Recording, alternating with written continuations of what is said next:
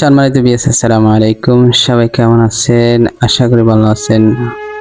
আবারও আরেকটি ভিডিও নিয়ে উপস্থিত হলাম আপনাদের সামনে ওমান থেকে। আমি রাশিদুল ইসলাম। আজকের ভিডিওটির খুবই ইন্টারেস্ট হবে, কেননা এটি হচ্ছে আমাদের বাংলাদেশের মতন দেখতেই সবুজ শ্যামল ভরা অপরূপ সৌন্দর্য ভরা ওমানের একটি গ্রামের দৃশ্য আজকে এই ভিডিওর মধ্যে আমি তুলে ধরব।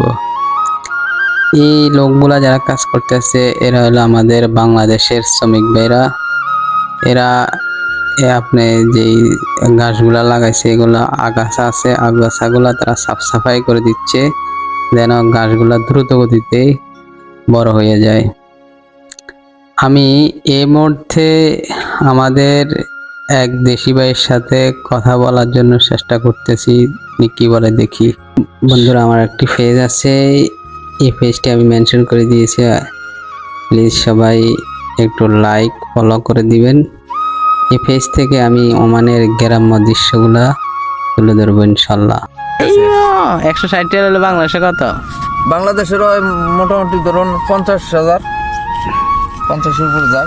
এ ঘাস কাটার বিষয় দেখেন, আবার খানাও দেয় মালিকে, পতাকা সব কিছু মালিকে। এই দেখছেন ঘাস বাঁচতেছে, আগাছা বাঁচতেছে।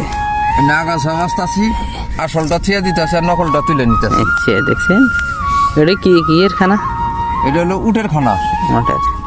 এটা উটে খায়, তারপরে উটের ডুবাই জায়গা সব, এগুলো সব ডুবাই যাবে। হ্যাঁ, আর এই মাজরা যাইয়া ওই বড় দেহগা ওই যে ওরা কাটতেছে 25 জুন ওর একটা ভিডিও করবা। আচ্ছা, অগতার সব ডুবাই জায়গা 3,000, 4,000, 5,000। আর হইবে। হ্যাঁ, ওই যে কাঠটা আছে না, এত বড় বড় হইলে নিচে আবার বাচ্চা দিব যে। এটা খালি এই কাঠা তো না, এটা 9 কাঠা পড়বো।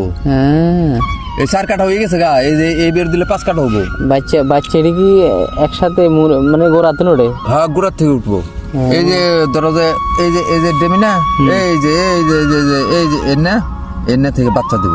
তা আমরা কাটান করতেন কে কাঠো গুড়া ভিজে আবার কাটবো, মানে যে ওটা থাকবো বাচ্চা থেকে বাচ্চারা গাড়ি লেগে। হ্যাঁ, আর মোটা করে কেটে আলাবো, বাচ্চা দিয়ে দিব পরে।